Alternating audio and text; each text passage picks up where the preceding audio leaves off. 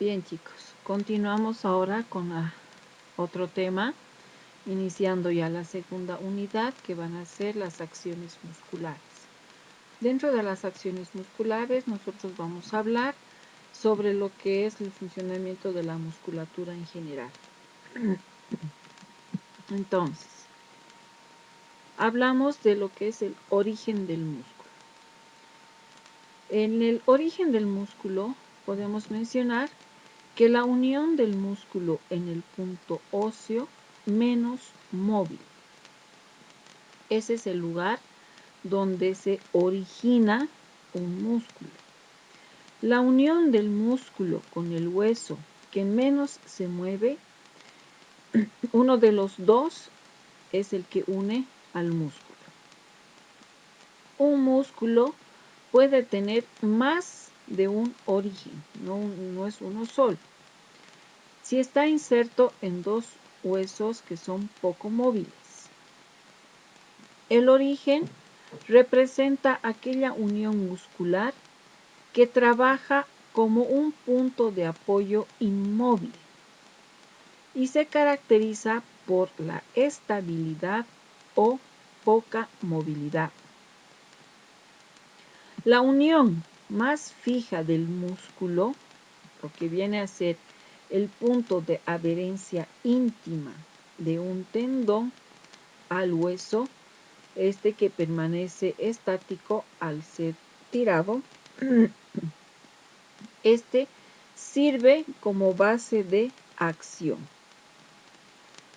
También es el extremo de adherencia a un hueso del músculo, que presenta menor o ninguna movilidad al contraerse y estirar.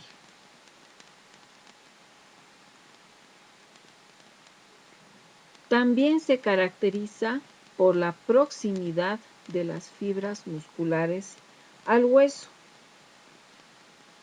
Esta unión es normalmente el punto de adherencia o unión más íntima de un tendón muscular al hueso. Esto se observa de forma particular en las extremidades inferiores y superiores. Entonces ustedes van a ver, por ejemplo, este es el húmero y aquí vemos el origen del músculo. En este caso son dos orígenes, ¿no es cierto? Entonces es la porción más próxima al hueso que es menos móvil. En este caso, en la articulación del codo, el húmero actúa como el hueso menos móvil en esta articulación. Hablamos de la inserción. La inserción es la unión del extremo del músculo al hueso más móvil de los dos que une este músculo.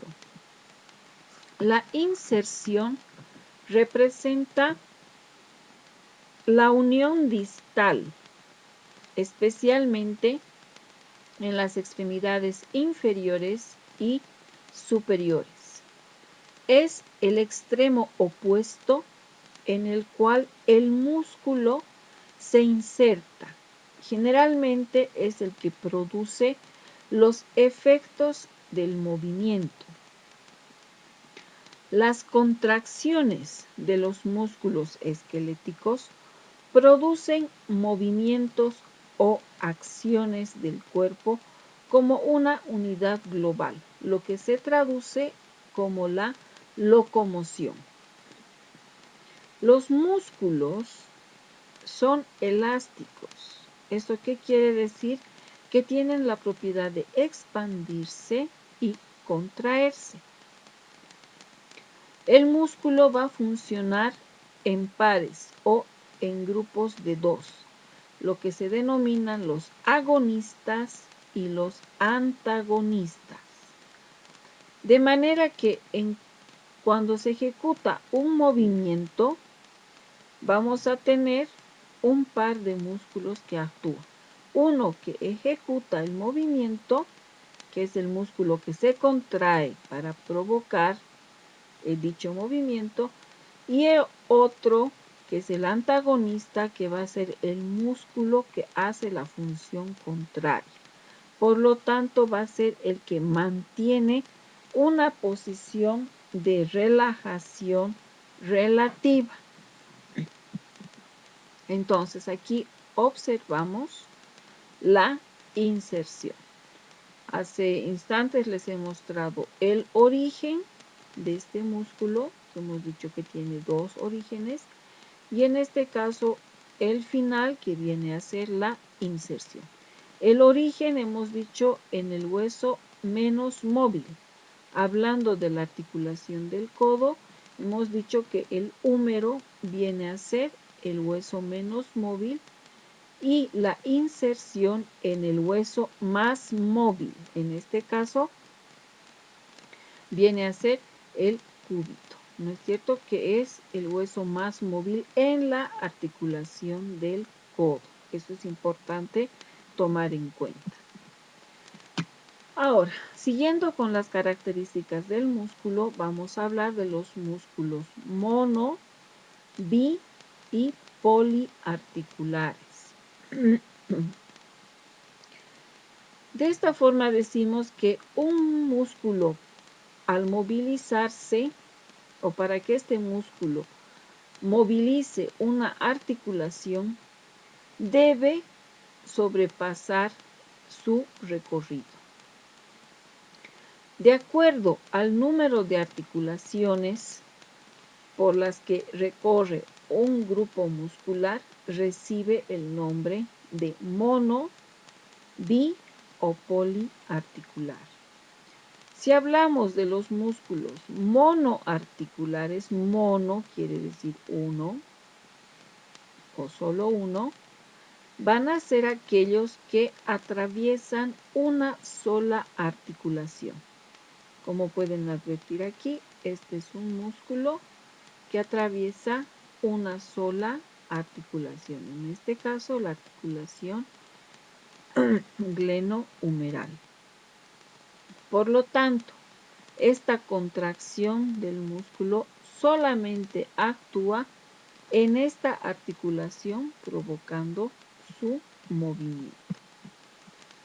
Si hablamos de los músculos biarticulares, son estos van a cruzar en su recorrido desde su origen a su inserción a dos articulaciones.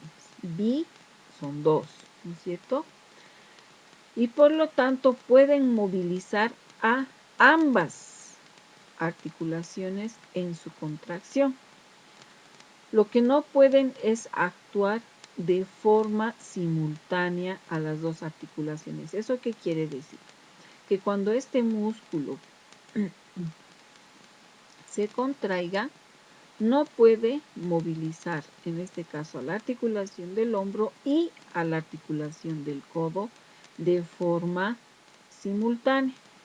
O actúa primero en el hombro y luego en el codo, o primero en el codo y luego en el hombro. Son más eficaces en la movilización de una articulación cuando se halla en tensión sobre la otra, ya que en estas condiciones la última articulación se utiliza como punto de apoyo y el estiramiento del músculo como un estímulo individual para la contracción. Luego tenemos los músculos poliarticulares, que son muchas o varias articulaciones, son los que van a abarcar más de dos articulaciones, como en este caso del músculo gastrocnemio, o lo que conocemos comúnmente como la pantorrilla, que vienen a ser tres músculos que abarcan a tres articulaciones. Hablamos de los tipos de contracción muscular. Tenemos en una gran clasificación a la contracción isométrica, contracción isotónica, la contracción ausotónica y la contracción isocinética. Y vamos a describir, iniciando con la contracción isométrica. Esta contracción isométrica consiste en una contracción estática. ¿Qué quiere decir estático? Que no genera movimiento. Isométrico significa de igual medida o longitud. Si hablamos del músculo, es la igual medida y la misma longitud. Este músculo está estático. ¿Esto qué quiere decir? Que no se alarga ni se acorta. Entonces tiene la igual medida y la igual longitud. Su longitud no va a variar, como puede ocurrir en otro tipo de contracción muscular. Entonces, ¿en qué consiste la contracción isométrica? Es aquella en la que se genera una tensión en el músculo, pero no necesariamente generar movimiento. Ejemplo, por ejemplo, cuando si tomamos este esquema, iniciamos a intentar levantar la pesa, entonces solamente con el hecho de hacer el esfuerzo, advertimos que existe una ligera contracción. Por ejemplo, también cuando estamos sentados y hacemos presión contra la silla con los muslos, entonces advertimos una ligera contracción. Esa es una contracción estática. Se contrae el músculo, pero no genera movimiento. Luego tenemos a la contracción isotónica, que es también llamada heterométrica, que consiste en la contracción que es más frecuente de realizar en la mayoría de los movimientos. El término isotónico significa de igual tensión en las contracciones isotónicas. En este caso, las fibras musculares se contraen y modifican su longitud. En este tipo de contracción, las fibras de nuestros músculos se acortan y se alargan. Este tipo de contracción se va a dividir en dos grupos, en la contracción isotónica concéntrica y la contracción isotónica excéntrica. La contracción concéntrica, concentrar, que quiere decir ir al centro, el músculo actúa generando tensión para superar una determinada resistencia. Esto produce un acortamiento de las fibras musculares y posteriormente una movilización de alguna parte del cuerpo. Como dice, acortamiento de las fibras musculares, lo que les decía, que se van a concentrar o que van hacia el centro.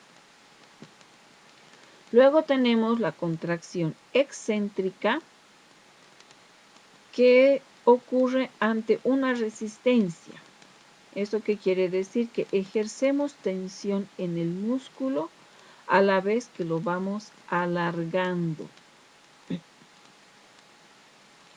Varía o sería como una extensión del músculo. Entonces, en este de aquí arriba, en la concéntrica, van al medio y en la excéntrica se alejan del medio. Aquí arriba se acortan y aquí abajo se alejan. Entonces, la concéntrica en la que va a generar movimiento. La que va a generar movimiento. ¿Por qué? Porque el músculo se acorta, y la excéntrica, donde el músculo se alarga. Si ustedes advierten, este vientre muscular es más largo que este otro vientre muscular durante la ejecución de un movimiento. Otro tipo de contracción muscular, como les mencionaba, es la contracción ausotónica, que se combina por los dos tipos de contracción que anteriormente les he descrito. Puede ser isotónico e isométrico. ¿Esto qué quiere decir? Que se inicia la contracción muscular con una contracción isotónica y posteriormente se produce la contracción isométrica. Tenemos aquí la imagen en la que, por ejemplo, se pide a la persona que flexione la rodilla y al extender, ahí estamos generando una contracción isotónica, mantenga esta extensión. En este caso, hablamos de una contracción isométrica. En este caso, si hablamos en el lugar de la pantorrilla, se habla de un estiramiento gradual del músculo y se mantiene en una determinada posición durante unos segundos. Tenemos la contracción isocinética. Esta contracción se produce gracias a una máxima contracción del músculo a una velocidad constante en toda la gama de movimiento del músculo. En este tipo de contracción existen contracción isotónica, que no están controladas, no se controla la velocidad del movimiento, y tampoco se ejerce siempre la misma tensión durante este movimiento, como por ejemplo en la brazada de un nadador. Es un movimiento combinado si tomamos por ejemplo el bíceps o el tríceps, donde existe una acción máxima para vencer la resistencia que ofrece el agua durante la actividad física. ¿Cuáles van a ser las funciones del músculo? Función del músculo, ojo, no es lo mismo que propiedad. Si hablamos de las funciones del músculo, vamos a decir primero que los músculos esqueléticos nos van a permitir una estabilidad, movilidad corporal y traslación del cuerpo. Otra función va a ser la de producir energía calórica mediante la tensión mecánica. Se puede generar calor, proteger a los huesos y por último, proporcionar estabilidad articular, permitiendo sostener una postura adecuada. Entonces, el músculo esquelético es fundamental como un reservorio de nutrientes en los que se van a alojar grandes reservas de glucógeno. ¿Por qué glucógeno? Porque se traduce en o se degrada en energía. Entonces, cuando necesitamos realizar un movimiento, necesitamos bastante energía, ¿no es cierto? Entonces, por eso se dice un reservorio de nutrientes.